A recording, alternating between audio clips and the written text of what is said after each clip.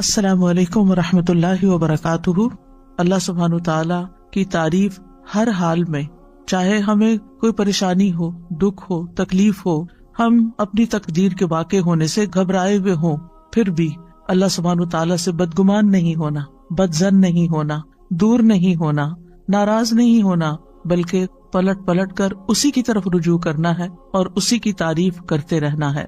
تو ہر قسم کی تعریف صرف اور صرف اللہ ہی کے لیے ہے۔ وہی ہے جو لاچار کی دعا قبول کرتا ہے جب وہ اسے پکارتا ہے، وہی ہے جو مظلوم کی مدد کرتا ہے جب وہ اسے بلند آواز سے پکارتا ہے، اور وہی ہر تکلیف کو ہم سے دور کرتا ہے اور ہر برائی کو ہم سے ہٹا دیتا ہے۔ ہمارا دل اسی کے ذکر سے زندہ ہوتا ہے، ہمارے معاملات اسی کے حکم سے وجود میں آتے ہیں، اور ہماری مشکلات اسی کی رحمت سے دور ہوتی ہیں۔ ہمیں اسی کی دی ہوئی حفاظت سے حفاظت ملتی ہے، اور مشکلات اسی کے آسان کرنے سے آسان ہوتی ہیں۔ ہمیں اطاعت اور عبادت اور دعا کی توفیق بھی اسی کی رحمت سے ملتی ہے، وہی دیتا ہے۔ اس لیے پلٹ پلٹ کر ہمیں اسی کی طرف رجوع کرنا چاہیے، اسی کی طرف لوٹنا چاہیے۔ ہماری زندگی میں بہت سے واقعات ایسے ہوتے ہیں کہ جو ہمیں ناگوار ہوتے ہیں، لیکن وہ ہماری تقدیر کا حصہ ہوتے ہیں۔ ہمیں سمجھ نہیں آ رہا ہوتا کہ ہمارے ساتھ ایسا کیوں ہو رہا ہے، وہ کیا وجہ ہے کہ یہ حادثہ میری زندگی میں ہو گیا ہے، یہ مشکل میرے ہاں پیش آ گئی ہے۔ یہ اللہ کی دی ہوئی تقدیر میں سے ہے۔ ہمیں جو بھی تکلیف آتی ہے، چاہے انڈیویجولی، چاہے خاندان کی سطح پر، اور چاہے اجتماعی طور پر پوری دنیا میں، چاہے وہ ذاتی طور پر کوئی بیماری ہو یا وہ پھر پینڈیمک ہو، ہر تکلیف صرف اللہ کے اذن سے ہی آتی ہے اور وہ تقدیر کا حصہ ہوتی ہے۔ اللہ سبحانہ تعالیٰ کا ارشاد ہے، ان سے کہیے ہمیں اگر کوئی مصیبت آئے گی تو وہی آئے گی جو اللہ نے ہمارے مقدر کر رکھی ہے، وہی ہمارا سرپرست ہے، اور مومنوں کو اللہ ہی پر توکل کرنا چاہیے۔ یہ ہمارے عقیدہ تقدیر کا ایک حصہ ہے کہ کوئی بھی چیز ہماری زندگی میں نہیں ہوتی مگر یہ کہ وہ اللہ ہی کا فیصلہ ہوتا ہے، تقدیر ہی کا ایک حصہ ہوتا ہے۔ قُلْ لَن يُصِيبَنَا إِلَّا مَا كَتَبَ اللَّهُ لَنَا، کوئی مصیبت آ ہی نہیں سکتی مگر وہ جو اللہ نے پہلے سے لکھ رکھی ہے۔ کہاں؟ لوح محفوظ میں۔ یعنی جو مصیبت آتی ہے، اور پھر صرف مصیبت ہی تھوڑی آتی ہے، بہت سی خیر اور بھلائی بھی پہنچتی ہے۔ تو قُلْ لَن يُصِيبَنَا میں صرف مصائب نہیں ہے، اس میں نعمتیں بھی ہیں۔ جو نعمتیں اور راحتیں آتی ہیں ہماری زندگی میں، وہ سب تقدیر الہی کا حصہ ہیں۔ جب انسان کو یہ معلوم ہوتا ہے کہ اللہ کی طرف سے جو تقدیر میں لکھا ہے وہ ہر صورت میں پورا ہونا ہے، تو انسان کے لیے مصیبت برداشت کرنا آسان ہو جاتا ہے۔ یہ چیز اس کے حوصلے میں اضافہ کر دیتی ہے کہ اللہ سبحانہ تعالیٰ اپنے بندوں پر ظلم کرنے والا نہیں۔ ہوا مولانا، وہ تو ہمارا مولا ہے، ہمارا مالک ہے، ہمارا محافظ ہے، ہمارا مددگار ہے، اور پھر اس کے مولا ہونے کا تقاضا یہ ہے کہ وہ ہمارے دینی اور دنیاوی تمام معاملات میں ہماری سرپرستی کرے، اور ہمارے لیے اس کے بندے ہونے میں کیا لازم ہے کہ ہم اس کی قضاء و قدر پر راضی رہیں۔ جو فیصلے وہ ہمارے بارے میں کرے ہم اس پر اعتماد کریں کہ وہ ظلم کرنے والا نہیں ہے۔ اس نے جو بھی فیصلہ کیا، جو نعمت دی یا جو تکلیف اس کی طرف سے آئی، یہ سب اسی کا فیصلہ ہے، ہمارے اختیار میں یہ نہیں ہے۔ یہ اللہ سبحانہ تعالیٰ کی مرضی سے آئی ہے، اور ہمارا اس پر یقین ہے کہ وہ اپنے بندوں پر کوئی ظلم نہیں کرتا۔ اللہ سبحانہ تعالیٰ کے ہر فیصلے میں انسان کے لیے بھلائی ہے، یعنی وہ خیر کا فیصلہ ہو یا زندگی میں آپ کے کوئی تکلیف آ گئی ہو، اس میں خیر ہی خیر ہے۔ بندہ مومن کا تقیہ کلام کیا ہوتا ہے؟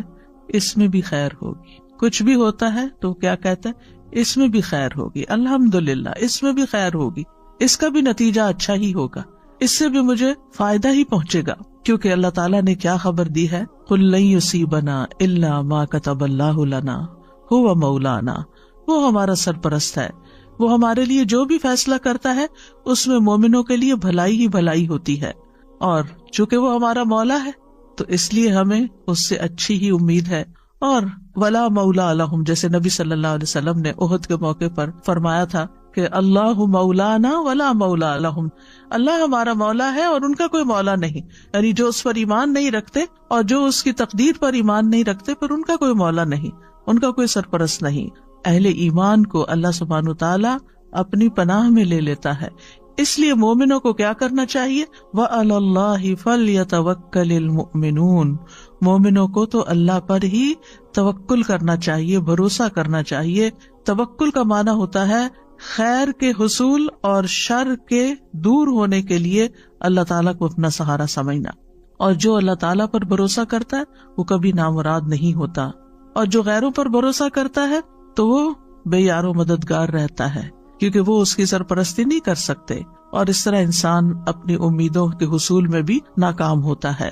تو توکل کیا ہوتا ہے؟ توکل یہ ہوتا ہے کہ انسان اپنی بے بسی کا اظہار کر دے، میرے بس میں کچھ نہیں، میرے پاس کچھ نہیں، اور ہر چیز کا مالک اللہ ہے، اور ہر کام اس کے اذن سے ہوتا ہے، وہی کرے گا، اور جو کرے گا وہ خیری کے فیصلے کرے گا۔ تو دنیا اور آخرت کے فوائد اور نقصانات، کیونکہ توکل کو سمجھنا بڑا ضروری، دنیا اور آخرت کے فوائد اور نقصانات کے معاملے میں دل کا اللہ کی ذات ہی پر اعتماد کرنا، دل کا اعتماد، اور یہ ایمان رکھنا کہ اللہ کے سوا کوئی عطا نہیں کر سکتا اور نہ کوئی روک سکتا ہے، نہ نقصان پہنچا سکتا ہے، نہ نفع دے سکتا ہے۔ اللہم لا مانع لما اعطیت ولا معطی لما منعت ولا ينفع ذا الجد منک الجد، یعنی کوئی بھی فائدہ ہے یا کوئی بھی نقصان ہے، اپنی زندگی میں آنے والے فوائد اور نقصانات دونوں کی طرف نظر کیجئے۔ اس معاملے میں کوئی بھی نقصان ہوا، کوئی بھی تکلیف آئی، کوئی بیماری آئی، کوئی مشکل آئی، کوئی بری خبر سنی، کوئی بھی چیز، یہ اللہ کا فیصلہ ہے، اور پھر دل کا اس بات پر اعتماد ہے، ایمان ہے، یقین ہے کہ اللہ اچھا ہی کرے گا۔ اگر بظاہر نظر آنے والی کسی تکلیف کے ذریعے انجام میرا وہ اچھا کرنا چاہتا ہے تو بھی میں اس کی رضا پہ راضی، اور اگر نفع پہنچا کر وہ مجھے کوئی فائدہ دینا چاہتا ہے تو بھی میں اسی کے شکر گزار ہوں۔ یعنی اپنا ہر معاملہ اللہ تعالیٰ کے سپرد کر دینا، اور اس بات کا یقین رکھنا کہ اگر اس نے میرے لیے خیر لکھی ہے تو کوئی روک ہی نہیں سکتا، اور اگر اس کی طرف سے میرے لیے کوئی آزمائش یا تکلیف راستے میں ہے تو پھر کوئی اور میری مدد کر ہی نہیں سکتا۔ تو جو شخص اللہ پر بھروسہ کرتا ہے، اللہ تعالیٰ اس کے ارادوں کے لیے کافی ہو جاتا ہے۔ یعنی ہم زندگی میں مختلف کاموں کے لیے ارادے کرتے ہیں، نیت کرتے ہیں، ہم سوچتے ہیں کہ ہم کوئی سفر کریں گے، یا ہم کوئی کاروبار کریں گے، یا ہم کوئی ڈگری کریں گے، تو ان تمام ارادوں میں انسان کو طرح طرح کے خوف بھی لاحق ہوتے ہیں، خدشات ہوتے ہیں اس کے دل میں۔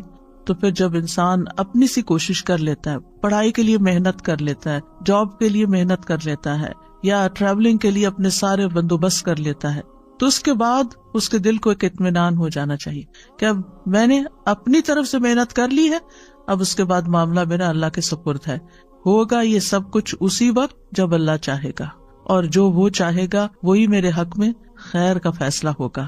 تو جو اللہ پر بھروسہ کرتا ہے تو اللہ تعالیٰ اس کو شر سے بچا لیتا ہے، اور مصیبتوں سے نجات دیتا ہے، اور لوگوں کے شر سے بھی محفوظ رکھتا ہے۔ تو ہم سب جانتے ہیں کہ ہمارا اللہ سبحانہ وتعالیٰ پر، اس کے رسول پر، اس کے فرشتوں پر، کتابوں پر ایمان کے علاوہ تقدیر پر بھی ایمان ہے، کہ ہماری زندگی میں جو کچھ ہو رہا ہے یہ اللہ کے اذن سے ہو رہا ہے، یہ اللہ کے فیصلے ہیں جو ہم پر نافذ ہوئے ہیں۔ ہماری تخلیق کی ابتدا سے لے کر کہ ہم لڑکی ہوں یا لڑکا ہوں، ہماری کیا شکل و صورت ہو، ہماری آنکھوں کا رنگ کیسا ہو، ہماری ہائٹ کتنی ہو، ہماری عمر کتنی ہو، ہمارا رزق کیا ہو، یہ سب اللہ سبحانہ وتعالیٰ نے ڈیسائیڈ کیا ہے، اور وہ چیزیں ہمیں وقت کے ساتھ ساتھ پہنچ رہی ہیں، وہ چیزیں ہماری زندگی میں ہو رہی ہیں۔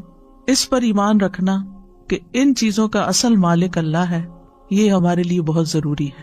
تقدیر کے لیے عربی میں دو لفظ استعمال ہوتے ہیں، ایک ہے قضاء اور ایک ہے قدر۔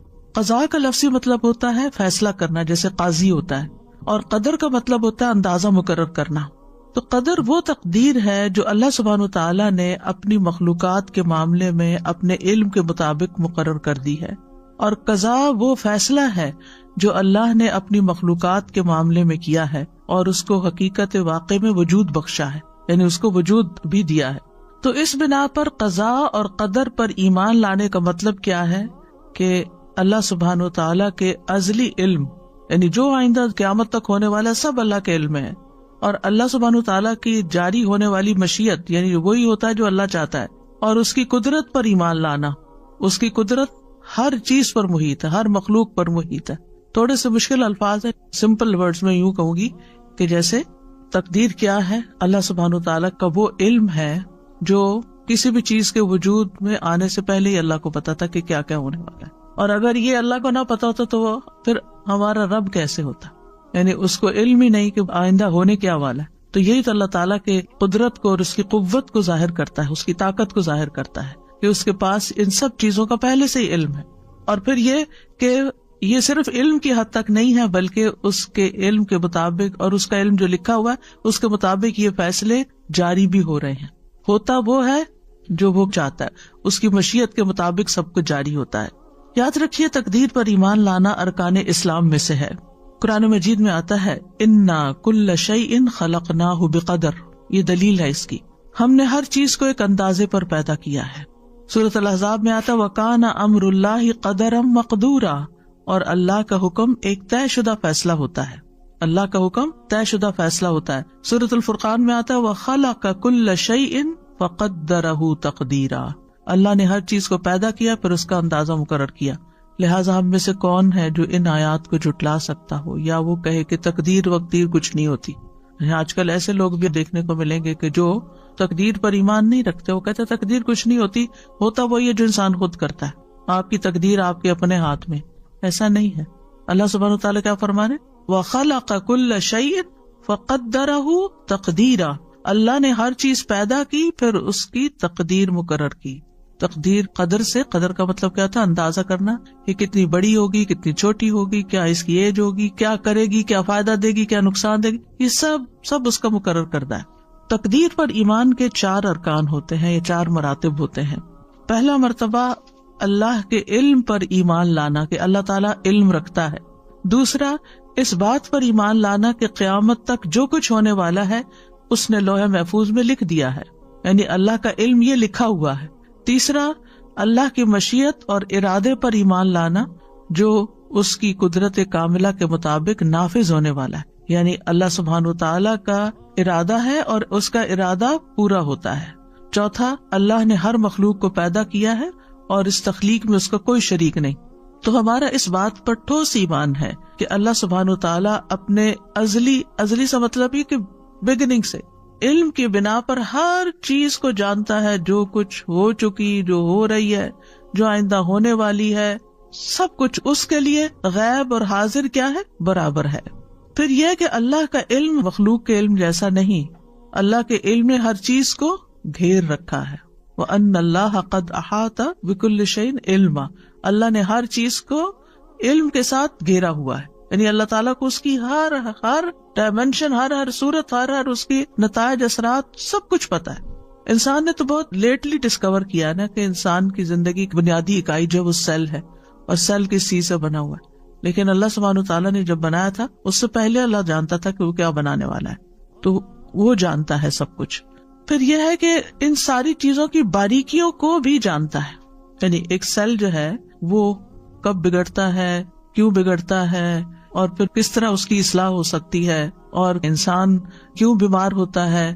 یہ چیزیں انسان آہستہ آہستہ سیکھ رہے ہیں، لیکن اللہ سبحانہ وتعالیٰ کو یہ سب کچھ پہلے سے ہی پتا تھا. اور پھر یہ کہ وَأَنَّ اللَّهَ عَلَّامُ الْغُیُوبِ، اللہ غیب کے سارے علموں کو خوب جانتا ہے. اور دوسری بات کیا کہی میں نے کہ اللہ نے تقدیر کو لوح محفوظ میں لکھ دیا ہے، اللہ کا یہ علم لکھا ہوا ہے.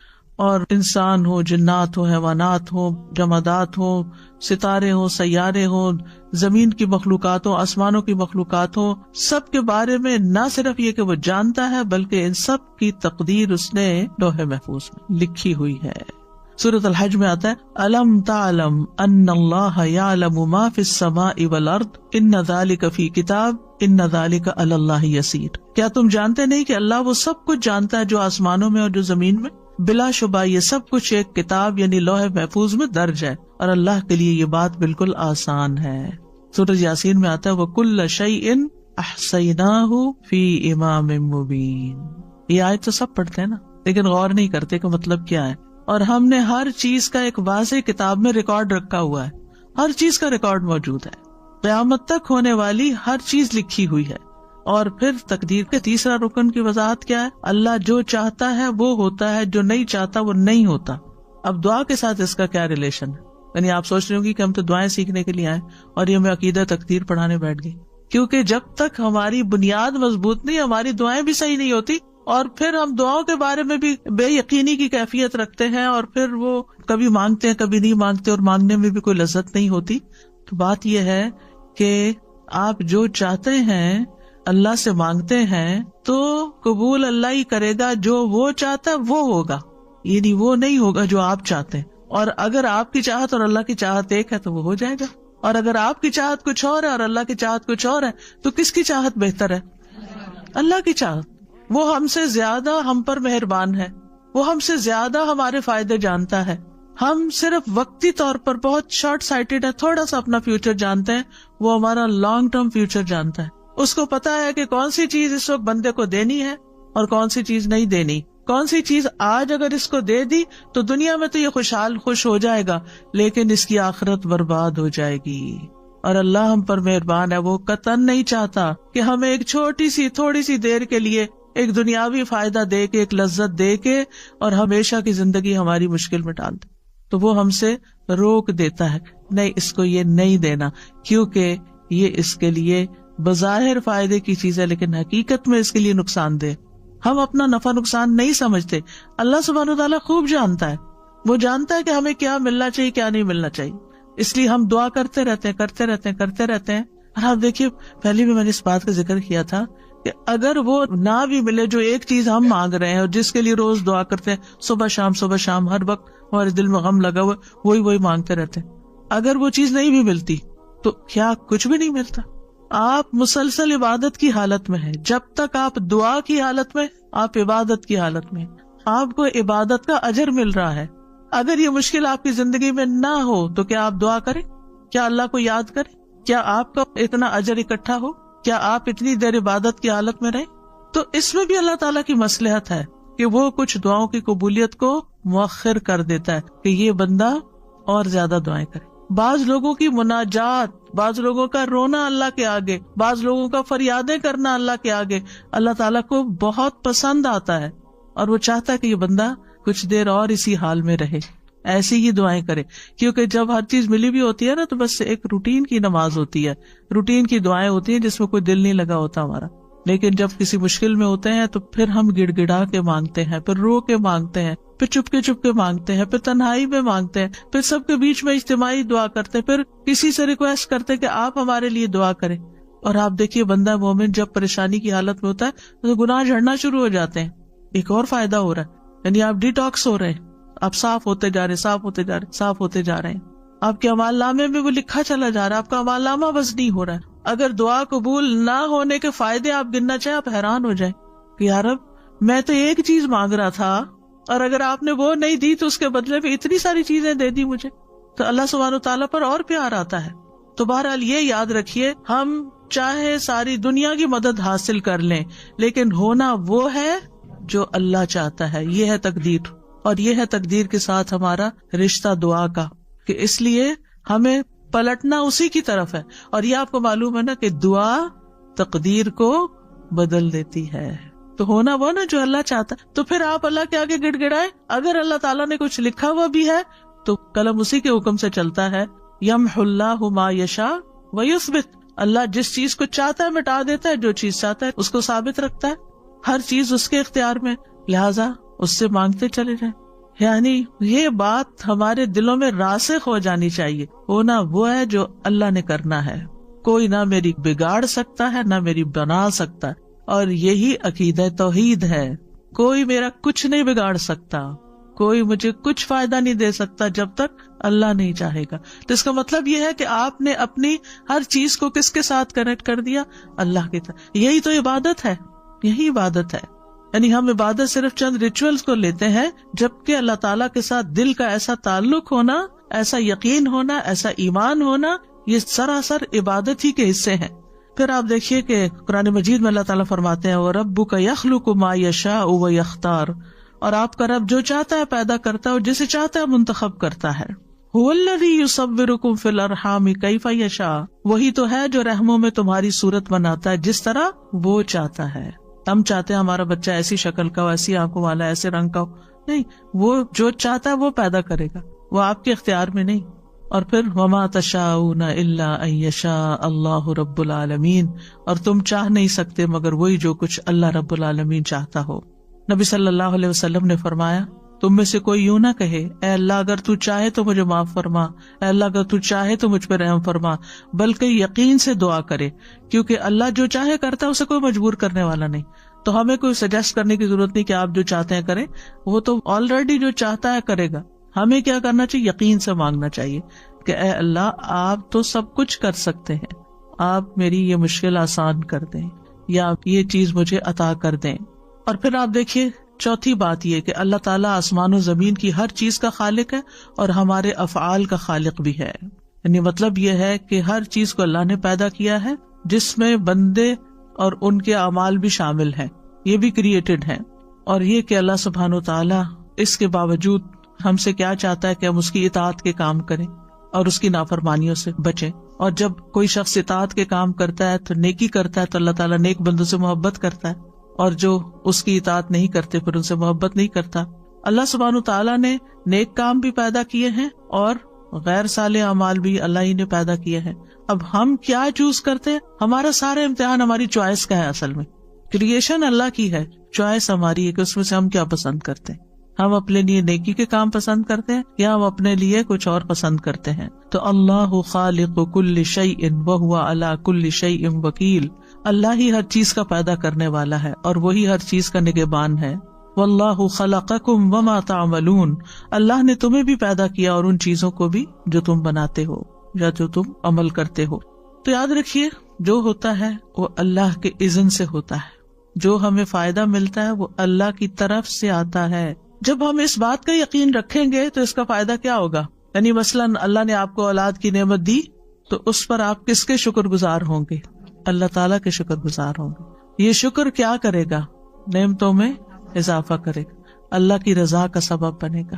اللہ نے آپ کو مال دیا، رزق دیا، اچھا ٹھکانہ دیا، تو جب آپ کو یہ پتا ہوگا کہ یہ اللہ نے دیا ہے تو پھر آپ ان میں سے ہر نعمت پر شکر ادا کرتے رہیں گے۔ اور جو شکر ادا کرتا ہے وہ سب سے زیادہ خوشحال انسان ہوتا ہے، کیونکہ وہ نعمتوں کو دیکھ رہا ہوتا ہے۔ جو ناشکرے لوگ ہوتے ہیں نا، ان کی سب سے بڑی سزا ہی ناشکرا پن ہے کہ ان کو نعمتیں نظر نہیں آتی۔ ان کے آس پاس نعمتوں کے ڈھیر ہوتے ہیں لیکن وہ نہ ان کا دیکھنا انجوائے کرتے ہیں، نہ ان کی پریزنس کو فیل کرتے ہیں کہ اللہ کا شکر ہے یہ ہیں۔ ان کو صرف نظر آ رہا ہوتا ہے جو نہیں ہوتا۔ اولاد ہے، اس کی پریزنس ایک نعمت ہوتی، ان سے پوچھے جن کے پاس نہیں ہے۔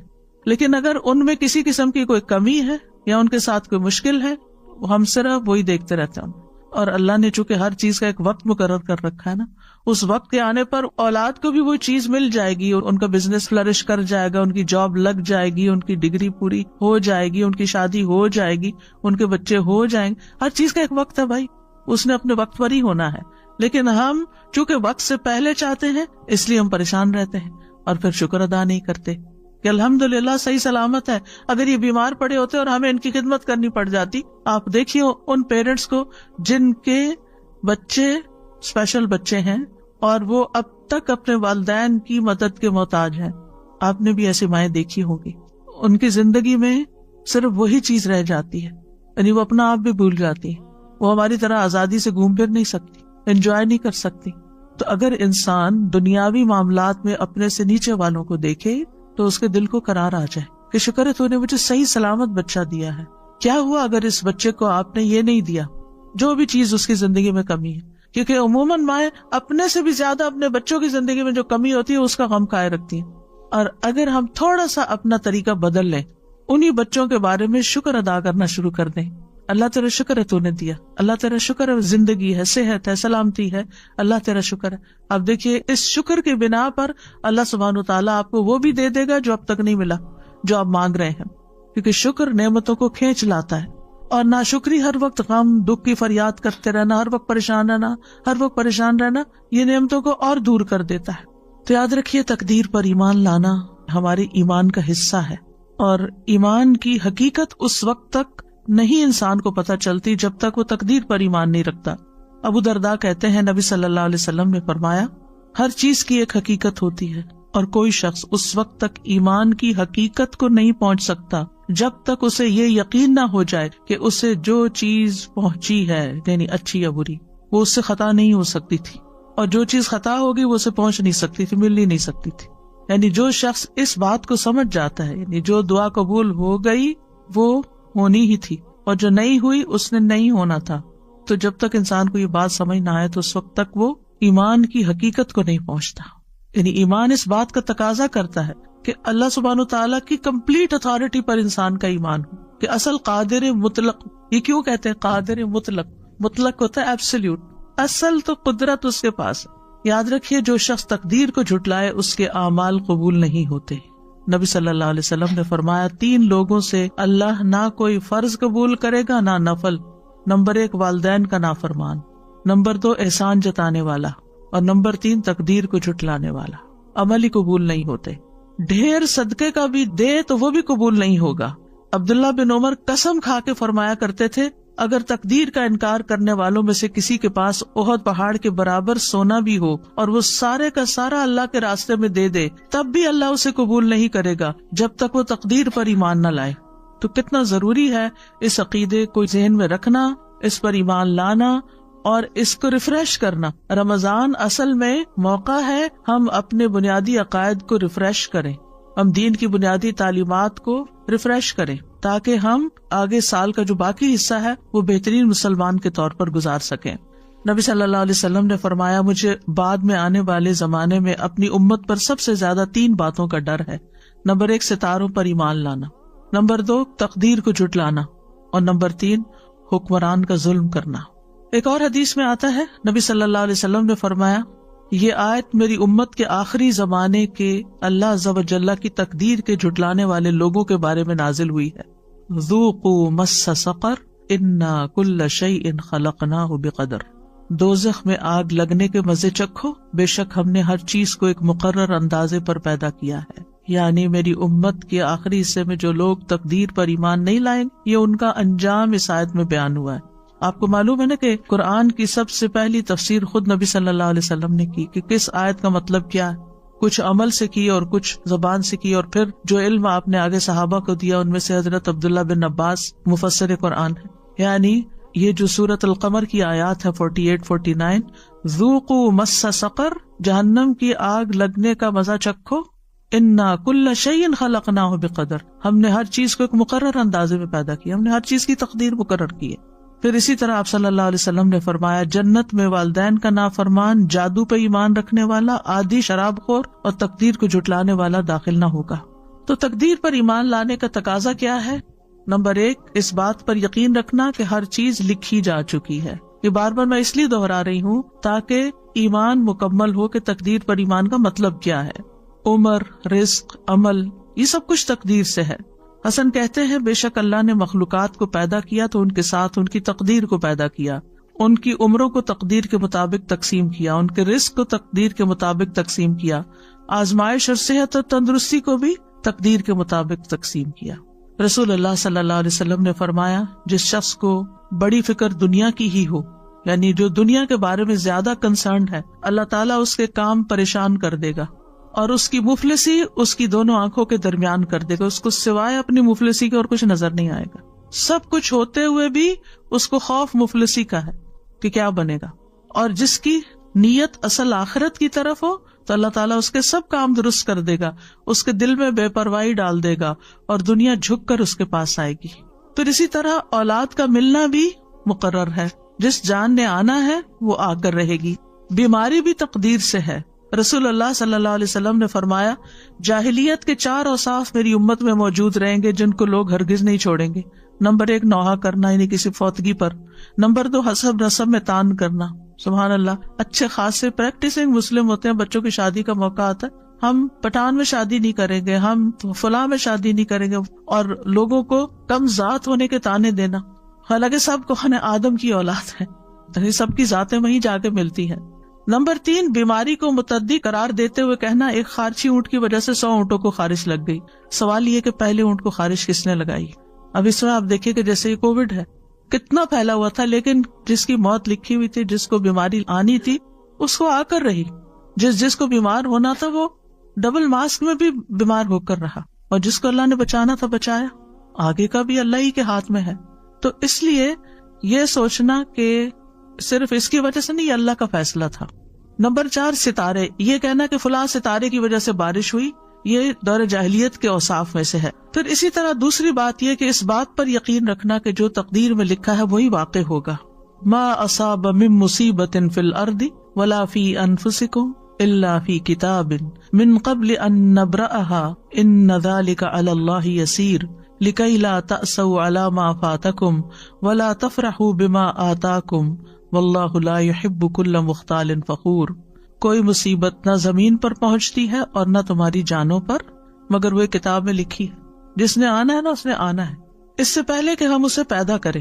یقیناً یہ اللہ پر بہت آسان ہے، تاکہ تم نہ اس پر غم کرو جو تمہارے ہاتھ سے نکل جائے، یعنی اس چیز پر غم نہ کرو جو چلا جائے، اور نہ اس پہ اکڑو جو تمہیں عطا کر دے۔ اور اللہ کسی تکبر کرنے والے، بہت فخر کرنے والے سے محبت نہیں کرتا۔ تو اس سے کیا پتا چلتا ہے کہ اگر کوئی تکلیف آ جائے، کوئی بیماری آ جائے تو کیا کریں؟ ایک لفظ یاد رکھیں، مکتوب۔ مکتوب لکھا ہوا تھا، اس نے آنا تھا، یہ اللہ کا فیصلہ ہے۔ رضیت باللہ ربا وبالاسلام دینا وبمحمد نبی۔ مثلاً آپ کو فلو ہو گیا، آپ کہتے میں نے تو فلو شاٹ بھی لگوایا تھا، میں تو اتنی احتیاط بھی کی تھی، فلو کیوں ہو گیا؟ اللہ کا فیصلہ ہو گیا، مکتوب لکھا ہوا تھا۔ آپ سمجھتے ہیں آپ کے حق میں برا ہوا؟ نہیں، برا نہیں ہوا، اس کے ذریعے معلوم نہیں کتنی اور بیماریاں آپ کے جسم سے نکل جائیں۔ اللہ کو پتا ہے نا، اللہ کو آپ سے پیار ہے، وہ بڑی مصیبت سے بچانے کے لیے آپ کو چھوٹی مشکل میں ڈال دیتا ہے، اور 7 گناہ بھی جڑتے چلے جاتے ہیں، اور آپ کا اللہ تعالیٰ کی طرف رجوع بھی ہو جاتا ہے۔ اور یاد رکھیے کہ انسان کبھی بھی اللہ تعالیٰ کے بارے میں بدگمانی نہ کرے کہ اللہ نے مجھے بیمار کر کے میرے ساتھ اچھا نہیں کیا، نیور، کیونکہ اللہ تعالیٰ کا ہر فیصلہ عدل پر مبنی ہے، حکمت پر مبنی ہے۔ یہ بھی ہم نے یاد رکھنا، تکلیف آئے تو کیا سوچنا ہے؟ اللہ نے میرے ساتھ ظلم نہیں کیا، یہ اللہ کا عدل ہے، یہ اللہ کی حکمت ہے، اس کی حکمت اللہ ہی جانتا ہے۔ بہرحال میں یہ یقین رکھتی ہوں کہ اس کا یہ فیصلہ ہمارے حق میں ٹھیک ہی ہے، بہتر ہی ہے۔ ابن دلمی کہتے ہیں، میں ابی ابن کعب کے پاس حاضر ہوا اور ان سے کہا میرے دل میں تقدیر سے متعلق کچھ شکوک و شبہات پیدا ہو گئے ہیں، آپ اس بارے میں مجھے بتائیں، شاید اللہ تعالیٰ میرے دل سے ان شبہات کو نکال دے۔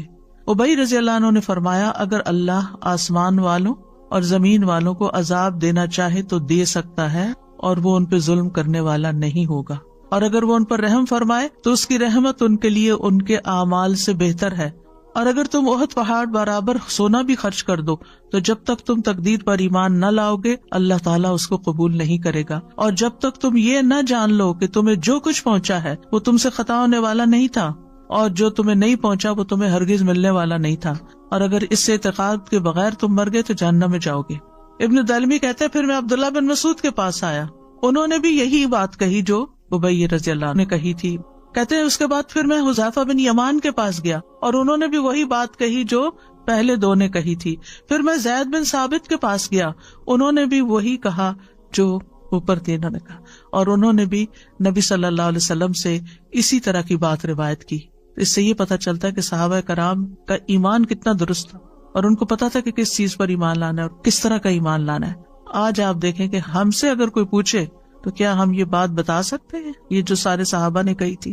ہمیں تو پتہ بھی نہیں کہ ایسے بھی کہنا ہوتا ہے۔ تو یہ ہے تقدیر کہ اللہ کے فیصلے ظلم پر مبنی نہیں ہے، اور اللہ کی رحمت ہمارے اعمال سے بہتر ہے، اور کوئی نیک عمل قبول نہیں ہے اگر ہم تقدیر پر ایمان نہیں رکھتے، اور جو ہمیں پہنچنے والا ہے وہ خطا نہیں ہو سکتا، اور جو خطا ہو گیا وہ آنا ہی نہیں تھا۔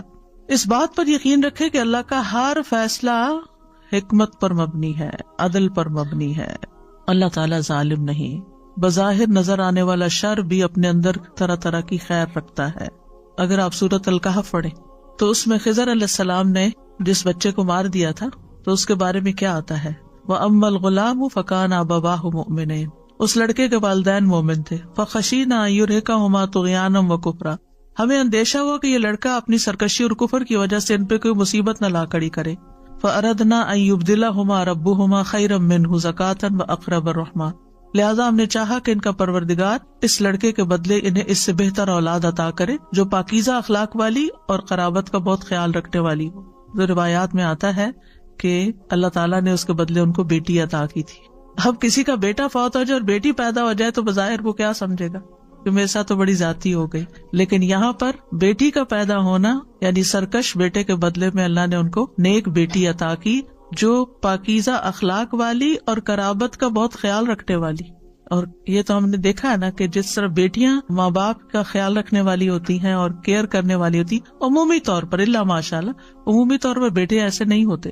پھر مریم کو بیٹا دینے کی بجائے اللہ نے بیٹی سے نوازا جن سے عیسیٰ علیہ السلام پیدا ہوئے. کتنی بڑی سعادت تھی ان کی. تو مومن کے ہر حال میں خیر ہوتی ہے، اللہ کے ہر فیصلے میں خیر ہے. حدیث میں آتا ہے مومن کا معاملہ بھی عجیب ہے، اس کے لیے ہر بات میں بھلائی ہے، اور یہ مومن کے سوا کسی کے لیے نہیں. اگر اس پہ خوشحالی آتی ہے وہ شکر ادا کرتا ہے تو اس کے لیے بہتر ہے، اگر بھی مشکل آتی ہے وہ صبر کرتا ہے تو اس کے لیے وہ بہتر ہے. اور شکر کرنا بھی بہت فائدے کی چیز ہے. الطاعم الشاکر کالصائم الصابر، یعنی جو کھا پی کے شکر ادا کرتا ہے وہ روزہ رکھ کے صبر کرنے والے کی طرح، اس کا بھی اجر ہے اس کا بھی اجر. تو جس حال میں اللہ رکھے اس کے مطابق اگر آپ ریئیکٹ کرتے ہیں تو آپ کے لیے اجر ہی اجر ہے. پھر آپ دیکھیے کہ ایک ہم عادت سیکھنے کے ہر چیز میں خیر دیکھیں اور خیر کے پہلو پر نظر رکھیں. نبی صلی اللہ علیہ وسلم نے فرمایا ابن آدم 2 چیزوں کو ناپسند کرتا ہے، 2 چیزیں اس کو اچھی نہیں لگتی. نمبر 1 موت کو، حالانکہ مومن کے لیے موت فتنوں سے بہتر ہے. نمبر 2 مال کی قلت کو، مال کم ہو گیا ہے، حالانکہ مال کی قلت حساب کتاب میں کمی کا باعث ہے. اگر مال کم ہے تو حساب بھی کم ہے، مال زیادہ تو حساب بھی زیادہ. زندگی میں کوئی حادثہ پیش آ جائے تو یہی کہا کریں لا تحسبوہ شرا لکم بل ہوا خیر لکم، تم اسے اپنے لیے برا مت سمجھو بلکہ یہ تمہارے لیے بہتر ہے. نہیں تمہیں پتا کہاں کہاں اس کی وجہ سے بہتری بھی ہو گئی. سفیان کہتے ہیں انسان جو ناپسند کرتا ہے وہ اس کے لیے بہتر ہوتا ہے اس سے جس کو وہ پسند کرتا ہے، کیونکہ ناپسندیدہ چیز اسے دعا پر ابھارتی ہے اور جسے وہ پسند کرتا ہے وہ اسے آگ لگاتا ہے. یعنی دنیا کی عیش و عشرت چاہتا ہے اور وہ اس کے لیے بعض اوقات اللہ سے دوری کا باعث بن جاتی ہے. بہت دفعہ ایسا بھی ہوتا ہے کہ جب کسی تکلیف کا انجام سامنے آتا ہے لیٹر آن تو وہ ہمیں خوش کر دیتا ہے، اس وقت اللہ کے فیصلوں کی حکمت سمجھ آتی ہے.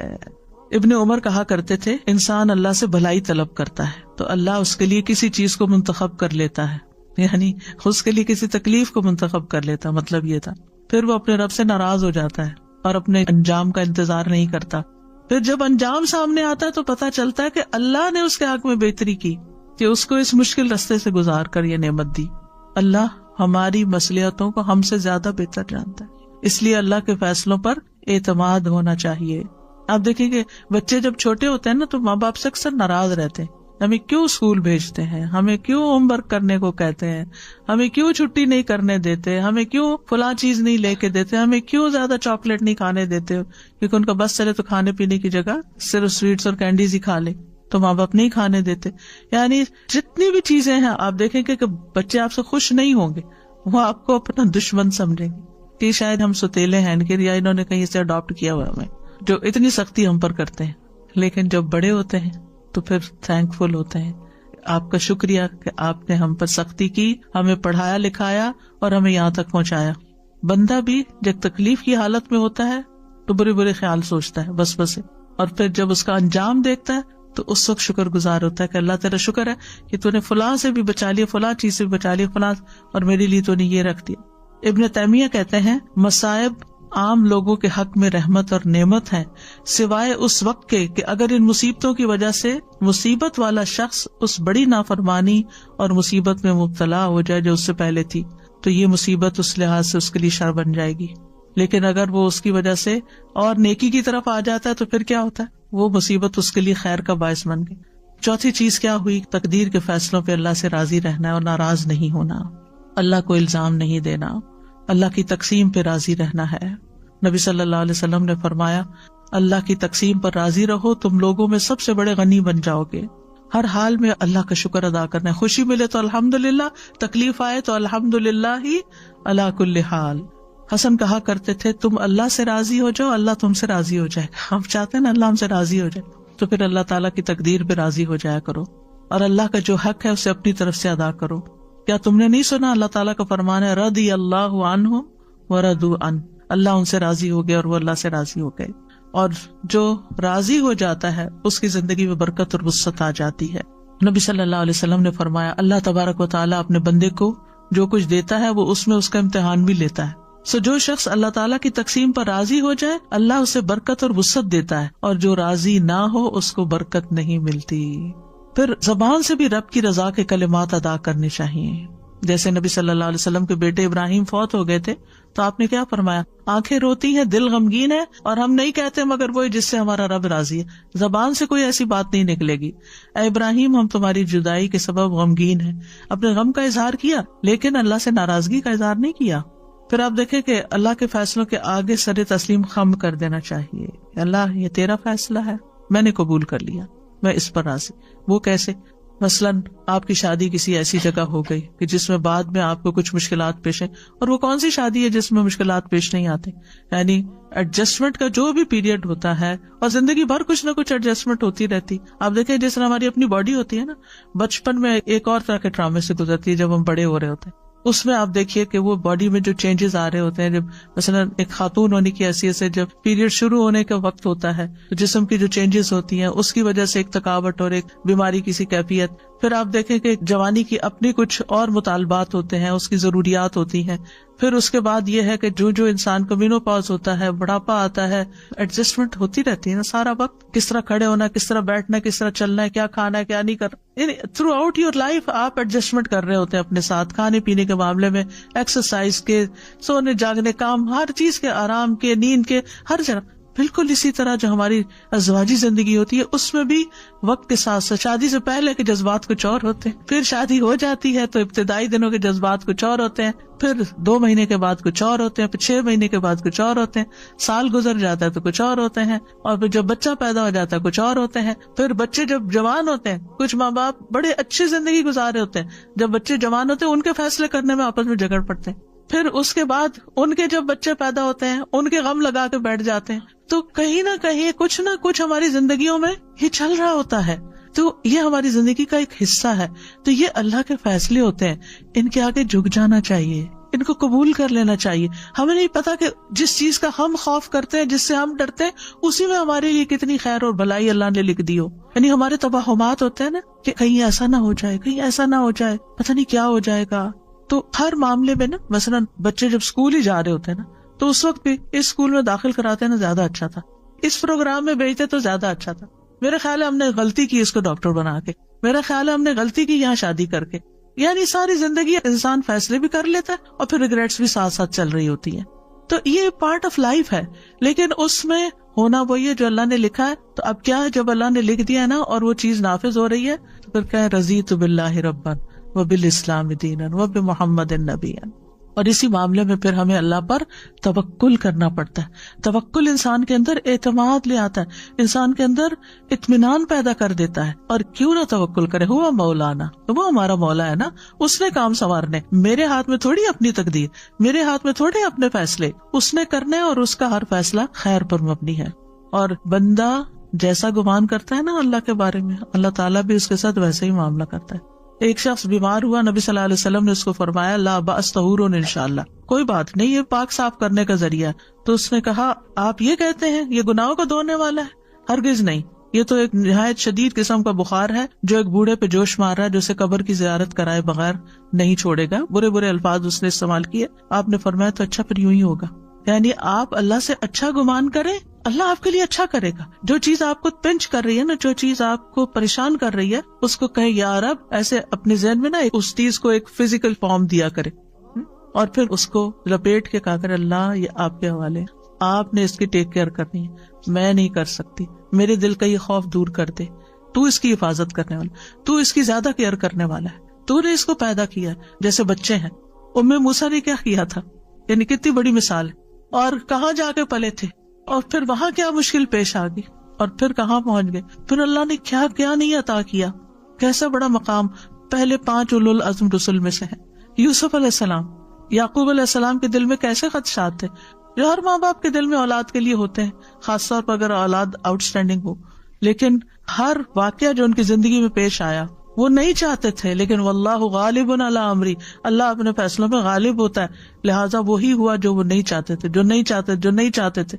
چاہے کنواں تھا، چاہے ان کا بکنا تھا، چاہے عزیز مصر کے گھر میں مشکل پیش آنا تھا، چاہے جیل خانہ تھا، ایک کے بعد ایک بڑی مشکل آتی چلی گئی، لیکن انجام کیا ہوا، کہاں پہنچے، نبوت بھی ملی، بادشاہت بھی ملی، ہر چیز ان کے اختیار میں دے دی اللہ نے، ہمیں نہیں پتا جن چیزوں سے ہم ڈرتے ہیں اور ہم چاہتے ہیں نہ ہو، لیکن واللہ غالب علی امری، وہی ہوتا ہے جو اللہ چاہتا ہے، اور جب وہ ہو جاتا ہے لقد خلقنا الانسان فی کبد، انسان مشکلات میں پیدا کیا. زندگی پھولوں کی سیج نہیں کہ صرف آرام اور راحتیں ہی ملیں گی، مشکلات آئیں گی لیکن اس میں سے خیر بھی نکلے گی. اور مومن کے درجے بعض اوقات اس تکلیف سے زیادہ بڑھتے ہیں بنسبت اس نعمت کے جو اس کے پاس ہوتی ہے. اس لیے مصیبت پہنچنے پر اجر کی ہمیشہ امید رکھیں. نبی صلی اللہ علیہ وسلم نے فرمایا مسلمان پر کوئی مصیبت، بیماری، رنج و غم یا تکلیف ایسی نہیں آتی یہاں تک کہ کانٹا بھی چبھتا ہے تو اللہ اس کے بدلے اس کے گناہ دور کر دیتا ہے. پھر پانچویں چیز یہ ہے کہ تقدیر کے فیصلوں میں کسی کو الزام نہ دیں کہ تم اس کا سبب ہو. عام طور پہ ہوتا ہے جب کوئی کام خراب ہو جاتا ہے، کوئی چیز خرید لیتے ہیں، تم نے کہا تھا یہ والی برانڈ خریدو، تو اب روز اسی کو کوستے چلے جاتے ہیں، حالانکہ بس وہ لکھا ہوا تھا وہی پہنچنا تھا، اب ہو گیا جو ہو گیا. تو ایک دوسرے کے ساتھ اپنے ریلیشن نہیں پھر خراب کرنے چاہیے، اور یقین رکھنا چاہیے کہ نفع نقصان اللہ کے ہاتھ میں ہے. وَإِن يَمْسَسْكَ اللَّهُ بِضُرٍّ فَلَا كَاشِفَ لَهُ إِلَّا هُوَ وَإِن يُرِدْكَ بِخَيْرٍ فَلَا رَادَّ لِفَضْلِهِ يُصِيبُ بِهِ مَن يَشَاءُ مِنْ عِبَادِهِ وَهُوَ الْغَفُورُ الرَّحِيمُ. اگر اللہ تمہیں کوئی تکلیف پہنچائے تو اس کے سوا کوئی دور کرنے والا بھی نہیں، اور اگر وہ تمہارے ساتھ بھلائی کا ارادہ کر لے تو کوئی اس کے فضل کو ہٹانے والا بھی نہیں. وہ اپنے بندوں میں سے جس کو چاہے پہنچا دیتا ہے، یعنی خیر اور فضل، وہی بے حد بخشنے والا نہایت رحم فرمانے والا ہے. غیر اللہ جو ہے وہ کسی نفع نقصان کے مالک نہیں، چاہے وہ انسان ہو چاہے کوئی اور ہو. اور یہ یاد رکھیے کوئی تکلیف بھی آتی ہے تو اللہ کے اذن سے ہی آتی ہے. ما اصاب من مصیبت الا باذن اللہ ومن یؤمن باللہ یہد قلبہ واللہ بکل شیء علیم. جو مصیبت آتی ہے اللہ کے اذن سے آتی ہے، اور جو اللہ پر اعتماد کرتا ہے، ایمان لے آتا ہے، اللہ اس کے دل کو ہدایت بخش دیتا ہے، اس کا دل کھول دیتا ہے، اس کے دل کو رہنمائی مل جاتی ہے، اس کو خیر نظر آنے لگتی، اور اللہ ہر چیز کو جاننے والا ہے. یاد رکھیے پوری دنیا مل کے نفع پہنچانا چاہے نا انسان کو نہیں پہنچا سکتے، مگر اللہ کا اذن ہو تو کوئی روک بھی نہیں سکتا. اس لیے تکلیفوں کا اگر اندیشہ ہو تو مصائب سے بچنے کے لیے معاملہ اللہ کے حوالے کر دیں.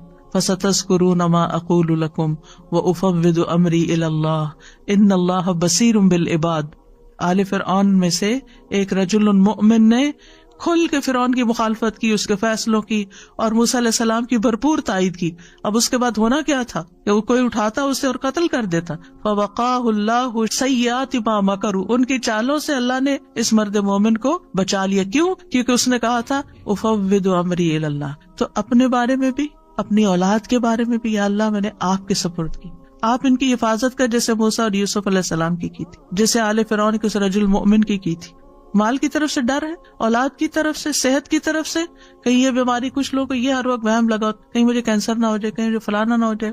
جو ہونا ہو جائے گا، لیکن آپ اپنے آپ کو بھی اللہ کے سپرد کیا کریں. جو چیز اللہ کے حوالے کر دی جاتی ہے نا، اللہ سبحانہ و تعالیٰ اس کو درست کر دیتا ہے. اور پھر یہ ہے کہ اگر کوئی کام ایسا ہو گیا ہے جو پسند نہیں آیا تو اس کے بارے میں منفی جملے ادا نہ کریں، کیونکہ مصیبت کے وقت عام طور پر ہم بہت نیگیٹو ہو جاتے ہیں اور نیگیٹو باتیں کر کے سارے ماحول کو خراب کر دیتے ہیں. یہ نہیں ہونا چاہیے. یعنی کچھ لوگوں کو اگر مصیبت آتی ہے تو کہتے ہیں مجھے یہ مصیبت آنی تھی، میں نے کیا جرم کیا کہ مجھ پر یہ آزمائش آئے. اکثر ایسے جملے آپ کو سننے میں ملتے ہیں. تو اس طرح کی باتیں اللہ کی نعمتوں کا اور احسان کا انکار ہوتا ہے، اور اللہ کے بارے میں بدگمانی ہوتی ہے اور اعتراض. ہم کون ہیں اللہ پر اعتراض کرنے والے؟ لہٰذا صحابہ جو تھے وہ ایسے جملوں کو سخت ناپسند کرتے تھے. ابن مسعود کہتے ہیں تم میں سے ایک شخص آگ کے انگارے کو مضبوط پکڑ لے یہاں تک کہ وہ بجھ جائے، یہ اس سے بہتر ہے کہ وہ اللہ کی تقدیر کے بارے میں کہے کہ کاش ایسا نہ ہوتا. یہ نہیں کہنا چاہیے کاش ایسا نہ ہوتا، جبکہ مشکل میں کیا بولنا چاہیے؟ قدر اللہ وما شاء فعل. اللہ کی تقدیر، جو اللہ نے چاہا کیا، اللہ کی تقدیر تھی. مکتوب. اور ایسے الفاظ نہ بولے جائیں جو اللہ کو ناراض کر دیں، یا یہ کہیں کہ کاش میں یہاں نہ جاتا تو یہ حادثہ نہ ہوتا. ساتویں چیز یہ کہ تقدیر کو عذر نہیں بنانا چاہیے. ٹھیک ہے، مثلا اگر کوئی شخص پہاڑ پہ چڑھ کے اپنے آپ کو نیچے گرائے اور چوٹے کھائے تو کہے یہ میری تقدیر میں تھا تو اس لیے میں نے ایسا کیا. نہیں، ہمیں احتیاط اور کوشش اور بچاؤ کرتے رہنا چاہیے. اور اگر ہم کوئی نیک کام نہیں کر سکے تو تقدیر کو ذمہ دار نہیں ٹھہرانا چاہیے. اللہ ہی کو منظور نہیں تھا کہ میں حج کرنے جاتی، اللہ ہی کو منظور نہیں تھی. یہ جملہ نکال دیں اپنی زندگی، اللہ کو منظور نہیں تھا. ٹھیک ہے، لیکن یہ کہ آپ اس طرح کے نیگیٹو وے میں نہ کہیں. تو آپ کیا کہیں؟ انشاءاللہ اللہ چاہے گا تو پھر لے جائے گا. ہم کوشش کرتے رہیں. اور 8ویں بات یہ کہ تقدیر پر ڈسکشن نہیں کرنی چاہیے، اس پہ گفتگو کی ممانعت ہے۔ نبی صلی اللہ علیہ وسلم نے فرمایا جب میرے صحابہ کا تذکرہ ہونے لگے تو خاموش ہو رہنا، یعنی ان کی غلطیوں اور ان کی کوتاہیوں پر کوئی بات نہیں کرنا۔ جب ستاروں کا ذکر ہونے لگے تو خاموش رہنا، علم نجوم پر ڈسکشن نہیں کرنا۔ جب تقدیر کے مسئلے کا ذکر ہونے لگے تو خاموش رہنا، کیونکہ یہ اللہ کا راز ہے۔ تقدیر کیا ہے؟ اللہ کا راز ہے، ہمیں نہیں بتایا اس نے کہ وہ کوئی کام کیوں کر رہا ہے، اور ضرورت بھی نہیں اس کو ہمیں بتانے کی، لہٰذا اس پر اپنی طرف سے کوئی فیصلے نہیں کرنے چاہیے اور بحث مباحثے نہیں کرنے چاہیے۔ ایک دفعہ صحابہ کچھ ایسا ہی کر رہے تھے، تقدیر پر بحث کر رہے تھے، تو رسول اللہ صلی اللہ علیہ وسلم نے دیکھا تو غصے میں آ گئے، حتیٰ کہ آپ کا چہرہ مبارک سرخ ہو گیا، گویا آپ کے چہرے پر انار کے دانوں کا رس نچوڑ دیا گیا ہو۔ پھر اسی طرح یہ ہے کہ جب کوئی ایمان لاتا ہے تو پھر اللہ سبحانہ وتعالیٰ کے حکم کی تعمیل کرتا ہے، یہ چیز انسان کو شرک اور کفر سے بچا دیتی ہے۔ پھر شرعی احکام پر اعتراض سے انسان بچ جاتا ہے، تقدیر پر ایمان سے انسان کا ارادہ اور یقین توکل پختہ ہوتا ہے، دل مطمئن ہو جاتا ہے۔ یاد رکھیے کہ دل کو اطمینان اور چین حاصل نہیں ہو سکتا جب تک تقدیر پر ایمان نہ ہو، اور تقدیر پر راضی رہنے والے کی دنیا بھی جنت بن جاتی ہے کہ وہ رہا ہے جو میرا رب چاہتا ہے، اور میرا رب جو چاہتا ہے وہ سب سے بہتر ہوتا ہے، اس لیے مجھے کوئی اعتراض نہیں۔ اب یہ ہے کہ ہمیں کچھ دعائیں بھی مانگنی چاہیے تاکہ اچھی تقدیر حاصل ہو اور بری تقدیر سے بچ جائیں، جس میں کوئی بھی چیز جو آپ کو بودر کرے کہ میری دعا قبول نہیں ہو رہی، یہ معاملہ بہت مشکل آ گیا ہے، تو کثرت کر دیں حسبی اللہ لا الہ الا ہوا علیہ توکلت وہو رب العرش العظیم۔ مجھے میرا اللہ کافی ہے، کیونکہ مشکل وقت میں نا سب ساتھ چھوڑ جاتے ہیں، پیارے سے پیارے رشتے بھی دور ہو جاتے ہیں، اپنے بھی غیر ہو جاتے ہیں، تو اس وقت اللہ کو پکارے، حسبی اللہ لا الہ الا ہوا علیہ توکلت۔ جو چیز مجھے پریشان کر رہی ہے، خوفزدہ کر رہی ہے، اس کے بارے میں نے اللہ پہ بھروسہ کیا، وہ سب اچھا کر دے گا۔ وہو رب العرش العظیم، اور وہ عرش عظیم کا رب ہے۔ پھر یہ دعا ربنا لا تؤاخذنا ان نسینا او اخطانا ربنا ولا تحمل علینا اصرا کما حملته علی الذین من قبلنا ربنا ولا تحملنا ما لا طاقت لنا به واعف عنا واغفر لنا وارحمنا انت مولانا انت مولانا انت مولانا فانصرنا علی القوم الکافرین۔ پھر لا حول ولا قوت الا باللہ، یہ تو جنت کے خزانوں میں سے ایک خزانہ ہے، اس کی تکرار کر دینی چاہیے، کثرت کر دینی چاہیے۔ اس کا مطلب کیا ہے کہ اللہ کی مدد کے بغیر نہ کوئی چیز پھر سکتی ہے، ٹل سکتی ہے، اور نہ ہی کچھ کرنے کی قوت ہمیں حاصل ہو سکتی، یا اللہ کی مدد کے بغیر نیکی کرنے کی طاقت نہیں ہوتی اور برائی سے باز رہنے کی ہمت نہیں ہوتی۔ سب کچھ اللہ ہی کے اختیار میں ہے۔ جب بندہ یہ کہتا ہے تو پھر بندہ دراصل اپنے آپ کو اللہ کے سپرد کر دیتا ہے، اللہ تعالیٰ اس کو اپنی سرپرستی میں لے لیتا ہے۔ نبی صلی اللہ علیہ وسلم نے فرمایا کیا میں تمہیں جنت کے خزانوں میں سے کسی خزانے کا نام بتاؤں؟ میں نے کہا کیوں نہیں؟ آپ نے فرمایا لا حول ولا قوت الا باللہ۔ ابو ہریرہ کہتے ہیں میں سمجھتا ہوں کہ آپ نے یہ بھی فرمایا کہ اس پر جب انسان لا حول ولا قوت الا باللہ کہتا ہے تو اللہ تعالیٰ فرماتا ہے میرے بندے نے سر تسلیم خم کر دیا اور خود کو میرے حوالے کر دیا، سپرد کر دیا۔ حول کا کیا مطلب ہوتا ہے؟ تبدیلی ہونا، کوئی چیز تبدیل نہیں ہو سکتی الا باللہ، لا حول ولا قوت، اور کوئی اسٹرینتھ، قوت، طاقت، ریسورسز مجھے نہیں مل سکتے مگر اللہ ہی کی مدد سے۔ لا حول ولا قوت، لا حول، حول کا مطلب پھر نا، یہ تکلیف دور نہیں ہو سکتی، یہ تقدیر نہیں ٹل سکتی، یہ مشکل آسان نہیں ہو سکتی، یہ چیز جو مجھے بادر کرتی ہے زندگی سے نہیں جا سکتی مگر اللہ کی قوت سے ضرور جا سکتی۔ ولا قوت، میرے پاس کوئی قوت نہیں، کسی کے پاس کوئی اختیار نہیں کہ وہ مجھے کوئی چیز دے سکے، مگر اللہ کے پاس سارا اختیار ہے۔ تو معاملہ ہم نے اللہ کے سپرد کر دیا۔ یہ جنت کے دروازوں میں سے ایک دروازہ ہے، نبی صلی اللہ علیہ وسلم کے فرمان کے مطابق یہ جنت میں پودے لگانے والا عمل ہے۔ اس کلمے کو کثرت سے کہنے کا حکم دیا گیا ہے۔ ابو ذر کہتے ہیں میرے خلیل صلی اللہ علیہ وسلم نے 7 چیزوں کی وصیت کی، ان میں سے ایک یہ ہے کہ میں لا حول ولا قوت الا باللہ کی کثرت کر دوں، اور جس کا یہ آخری کلام ہو جس میں لا حول ولا قوت الا باللہ، اس کو آگ نہیں چھوئے گی۔ بندہ جب کہتا ہے لا الہ الا اللہ واللہ اکبر تو اللہ تعالیٰ فرماتا ہے میرے بندے نے سچ کہا، میرے سوا کوئی معبود نہیں اور میں سب سے بڑا ہوں۔ جب بندہ کہتا ہے لا الہ الا اللہ وحدہ تو وہ فرماتا ہے میرے بندے نے سچ کہا، مجھ اکیلے کے سوا کوئی معبود نہیں۔ جب بندہ کہتا ہے لا الہ الا اللہ لا شریک لہ تو وہ فرماتا ہے میرے بندے نے سچ کہا، میرے سوا کوئی معبود نہیں، میرا کوئی شریک نہیں۔ جب وہ کہتا ہے لا الہ الا اللہ لہ الملک و لہ الحمد، تو وہ فرماتا ہے میرے بندے نے سچ کہا، میرے سوا کوئی معبود نہیں، بادشاہی میرے لیے ہے، تعریف بھی میری ہی ہے۔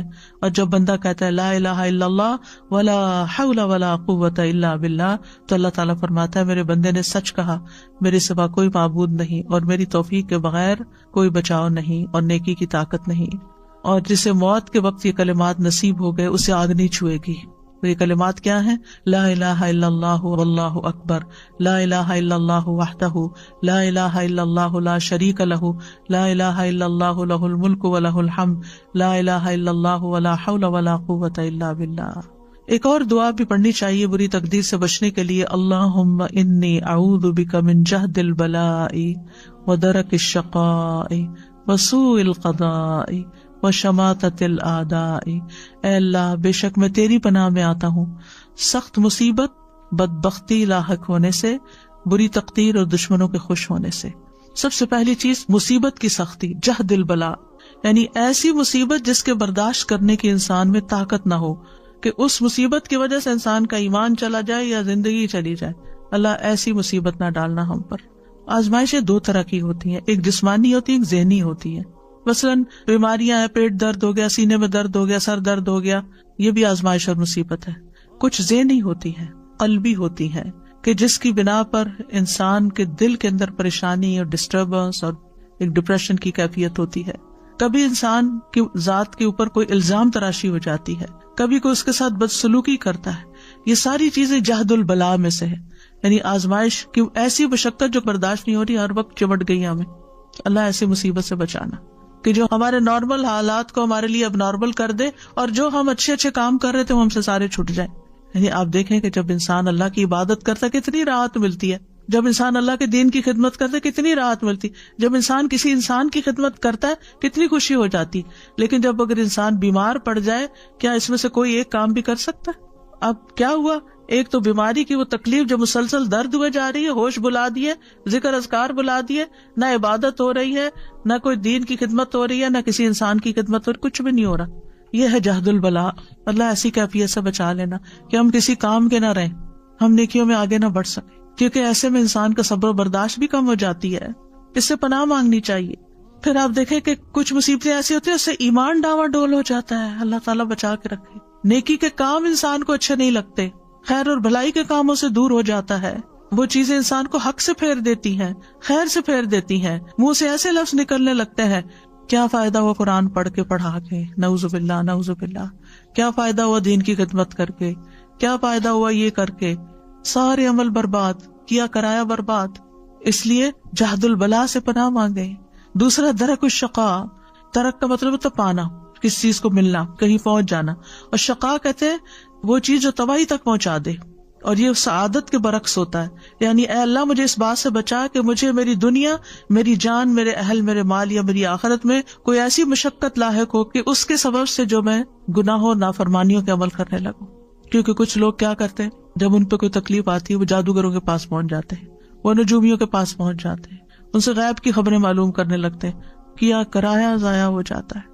پھر ہے سوء القضاء، بری تقدیر سے، یعنی وہ چیز تقدیر کا فیصلہ نافذ ہو جو انسان کو دکھی یا غمگین کر دے، یا اس کو ناپسندیدہ تقدیر میں مبتلا کر دے، جس کے نتیجے میں اس کے دین، دنیا، نفس، اہل، مال، اولاد اور خاتمے کسی بھی چیز میں وہ چیز واقع ہو سکتی ہے۔ اور سوء القضاء میں ایک یہ چیز بھی آتی ہے کہ انسان کو غلط فیصلہ کر لے اپنے بارے میں یا کسی کے بارے میں، یا اللہ کا کوئی فیصلہ انسان کو دکھی کر دے، یہ بھی سوء القضاء ہے۔ یعنی اس کا دکھ اتنا ہو کہ اس سے وہ نکل نہ پائے، اور پھر انسان سوچے سمجھے بغیر کوئی فیصلہ کرے، بغیر عاقبت اور انجام کو دیکھے ہوئے، بس صرف جذبات میں آ کے یا کسی حالت اور کسی پریشانی اور مصیبت میں پڑ کے۔ مثلا بعض اوقات ہم کوئی نیکی کا کام کر رہے ہوتے، جیسے حضرت ابوبکر جو تھے وہ مستہ کو ماہانہ وظیفہ دیتے تھے۔ جب مستہ نے الزام لگایا حضرت عائشہ پر یا ان لگانے والوں کے ساتھ شامل ہو گئے، تو حضرت ابوبکر نے کیا کہا، اب میں نہیں دوں گا اس کو کچھ، اس نے میرے احسان کا یہ بدلہ چکا ہے۔ کیا ہم میں سے ہر بندہ یہی نہیں کرتا کہ جس پر آپ احسان کر رہے تھے وہ آپ کے ساتھ کچھ کر دے تو آپ کہتے ہیں بس میری خیر بند؟ تو اللہ تعالیٰ نے کیا فرمایا، ان کو تو وحی کے ذریعے بتا دیا گیا تھا کہ نہیں، الا تحبون ان یغفر اللہ لکم، تم نہیں چاہتے اللہ تمہیں معاف کر دے۔ ہمیں کون بتائے گا؟ ہم قرآن پڑھیں گے تو ہمیں بھی پتہ چل جائے گا، لیکن اگر ہم قرآن پڑھنا ہی چھوڑ دیں گے تو ہمیں کہاں سے پتہ چلے گا یہ سب کچھ کہ ہم نے زندگی میں کیا کرنا ہے، ہمارے لیے گائیڈنس کیا ہے؟ تو پھر ایسی صورت میں یہ سوء القضاء ہے، برے فیصلے. اور قضاء فیصلے کو بھی کہتے ہیں، ڈیسیژن کو بھی، کہ مثلا آپ کورٹ میں اپنا کوئی معاملہ لے کے جاتے ہیں اور آپ کے خلاف کوئی فیصلہ ہو جاتا ہے، یہ بھی سوء القضاء ہے. یا لوگ آپ کے بارے میں بری طرح ججمنٹل ہو جاتے ہیں، یہ بھی سوء القضاء ہے کہ لوگ آپ کے بارے میں برا سوچنا شروع کر دیتے ہیں. تو اللہ سبحانہ وتعالی ہمیں سوء القضاء سے بچائے. وشماتۃ الاعداء، کسی مصیبت پہ دشمنوں کا خوش ہونا، یا اللہ اس چیز سے بھی ہمیں محفوظ رکھنا. اور پھر ایک اور دعا، اللہم انی اعوذ بک من زوال نعمتک وتحول عافیتک وفجاءۃ نقمتک وجمیع سخطک. اے اللہ بے شک میں تیری پناہ لیتا ہوں اس بات سے کہ تیری دی ہوئی کوئی نعمت مجھ سے چھن جائے، تیری دی ہوئی عافیت پلٹ جائے، کوئی ناگہانی عذاب آئے، اور تیری تمام ناراضگیوں سے تیری پناہ لیتا ہوں کہ تو کبھی مجھ سے ناراض ہو. اور وَأَسْأَلُكَ الرِّضَا بَعْدَ الْقَضَاءِ، أَسْأَلُكَ الرِّضَا بَعْدَ الْقَضَاءِ، یا اللہ تقدیر نافذ ہونے کے بعد مجھے راضی کر دینا، یعنی میں اس پہ ناراض نہ ہوں. تو اللہ کے فیصلوں پر راضی ہونا جو ہے یہ بھی دل کے سکون اور اطمینان کا ذریعہ ہے. یحییٰ بن معاذ سے کہا گیا بندہ اللہ کی تقدیر پر راضی رہنے کے مقام پر کیسے پہنچ سکتا ہے؟ تو انہوں نے کہا جب وہ اپنے نفس کو 4 چیزوں پہ قائم کر لیتا ہے جن کے ساتھ وہ اپنے رب کے ساتھ معاملہ کرتا ہے. نمبر 1 وہ کہتا ہے اللہ اگر تو مجھے عطا کرے گا میں قبول کروں گا. دوسرا وہ کہتا ہے اگر تو مجھے محروم رکھے گا میں راضی رہوں گا.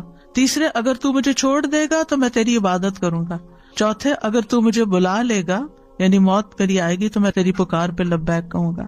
تو صرف مومن ہی اللہ کے فیصلوں پہ راضی ہوتا ہے. لہٰذا صبح و شام 3 دفعہ پڑھیں رضیت باللہ ربا وبالاسلام دینا وبمحمد النبی. جو شخص دل سے یہ کہتا ہے اس کے لیے جنت واجب ہو جاتی ہے. اور پھر وتر کی نماز میں وبارک لی فیما اعطیت وقنی شر ما قضیت فانک تقضی ولا یقضی علیک، اور میرے لیے اس چیز میں برکت دے دے جو تو نے مجھے عطا کی ہے، مجھے اس چیز کی برائی سے بچا جو تو نے مقدر کر دی ہے. تو فیصلہ کرتا ہے اور تیرے خلاف کوئی فیصلہ نہیں کر سکتا. لہذا انسان اللہ سبحانہ وتعالی سے دعائیں کرتا رہے اور اللہ کی رضا پہ راضی رہے. تو اصل میں تقدیر کیا ہے؟ اللہ کے فیصلے ہیں. ہمارے پارٹ پہ کیا ہے؟ ہم ان پہ راضی رہیں اور اس کی عبادت نہ چھوڑیں اور اس کا در نہ چھوڑیں، اس سے دعا نہ چھوڑیں، اصرار اور تکرار کے ساتھ